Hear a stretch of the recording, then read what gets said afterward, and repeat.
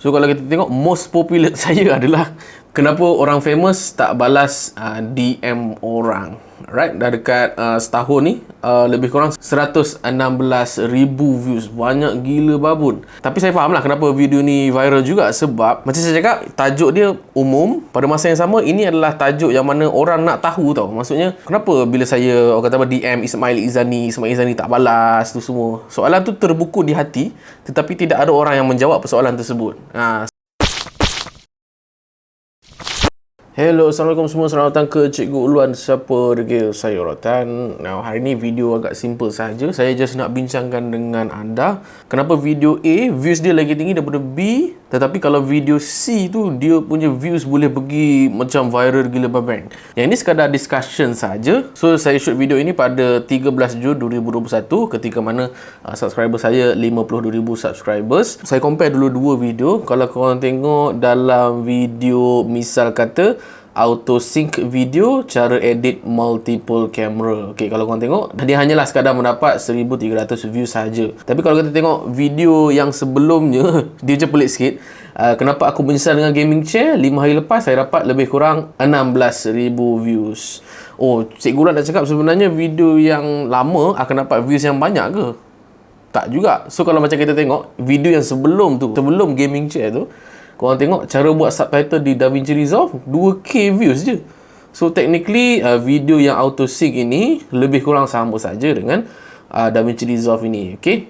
So kalau korang tengok dua video ni, pada pemerhatian saya, video-video technical kan, macam saya ajar korang edit, saya bagi tahu korang kena guna Premiere Pro, kena guna tools ni, kena cari timeline ni, kena pakai effects ni dan sebagainya. So semakin technical sesebuah video itu, semakin kurang potensi untuk orang tengok views kita. Lagi-lagi kalau saya cerita berkenaan dengan DaVinci Resolve, sebuah software yang percuma. Walaupun ianya adalah sebuah software yang percuma, tetapi saya dapati ramai lagi yang masih tidak tahu kewujudan DaVinci Resolve.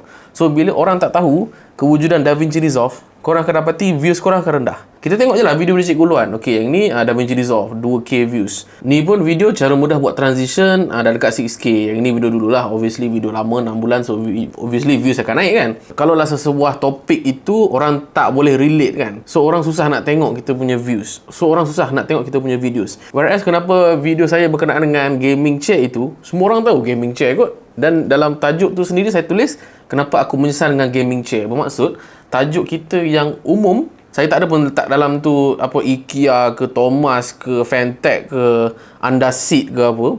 Saya just bagi tahu umum. So topik umum berkenaan dengan misal kata gaming chair, biasanya topik-topik macam tu orang akan lebih mudah tonton sebab relatability. Makcik saya pun tahu gaming chair, abang saya pun tahu gaming chair, isteri saya pun tahu gaming chair. Tapi kalau saya buat video yang lagi spesifik, dia lagi spesifik, contoh Thomas chair. So mak saya tak tahu Thomas chair, abang saya pun baru tahu je Thomas chair. Contoh. So kalau kita buat perkara yang a bit umum, orang akan menonton secara umum lah. Okay, now awal-awal video saya ada sebut berkenaan dengan video C kan, yang tiba-tiba dia jadi super viral kan. So mari kita tengok video apa yang most popular pada channel Cikgu Uluan. So kalau kita tengok most popular saya adalah video ni agak pelik sikit. Kenapa orang famous tak balas DM orang. Right, dah dekat setahun ni lebih kurang 116,000 views. Banyak gila babun. Tapi saya faham lah kenapa video ni viral juga. Sebab macam saya cakap, tajuk dia umum. Pada masa yang sama, ini adalah tajuk yang mana orang nak tahu tau. Maksudnya, kenapa bila saya orang kata apa, DM Ismail Izzani tak balas tu semua. Soalan tu terbuku di hati, tetapi tidak ada orang yang menjawab persoalan tersebut.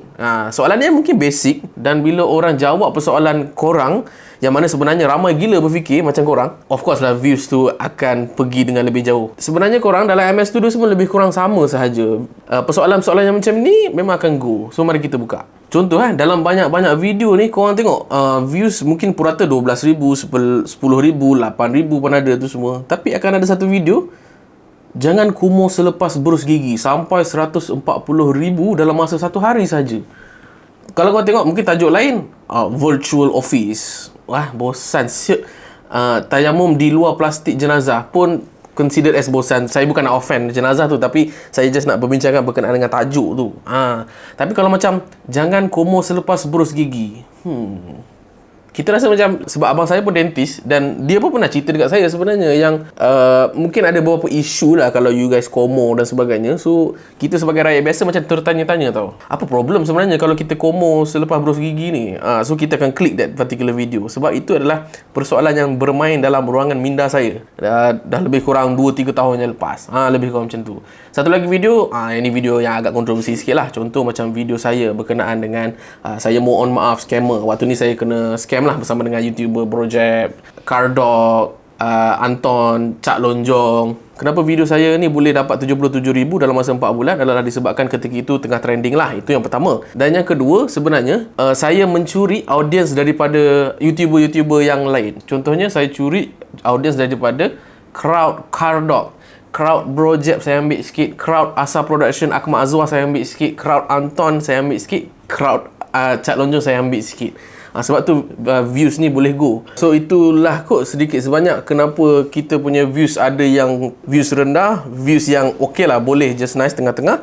At the same time views yang memang tinggi gila views berbanding dengan dua video yang saya sebut tadi kan. Ini sekadar pemerhatian saya sahaja, tetapi apa yang saya nak cakap, ini adalah satu praktis yang bagus lah untuk kita bincangkan. Kenapa video korang boleh go, kenapa video korang tak boleh go, supaya korang tahu next video korang nak buat video macam mana. Contoh kalau macam korang aim nak buat video yang views tinggi, korang kena dapatkan tajuk yang lebih relatable lah, yang lebih mudah, yang lebih simple. Lagi baik kalau macam ada persoalan yang terbuku dalam minda rakyat Malaysia ni tetapi tak ada orang jawab, korang boleh go kat situ. Tapi kalau macam korang nak buat content evergreen macam saya buat, tutorial Adobe Premiere Pro, tutorial DaVinci Resolve, in which views akan rendah tetapi ianya menepati dengan sebilangan orang sahaja, bermaksud views akan rendah, it is fine, tak kisah pun. Ataupun kalau nak buat video super viral yang macam saya dah sebut tadi, bolehlah guna jalan kontroversi pun bolehlah guna jalan orang kata apa, cedok audience daripada YouTuber lain ataupun daripada influencer lain. Mana-mana jalan korang pilih, insya-Allah ianya okey sahaja. So itu sajalah kot untuk video kali ni. Apa lagi you guys nak tahu berkenaan dengan video shooting, video editing tu semua, korang boleh Roger dalam ruangan komen di bawah. Saya Cikgu Uluan, Sapregil, Sayutan.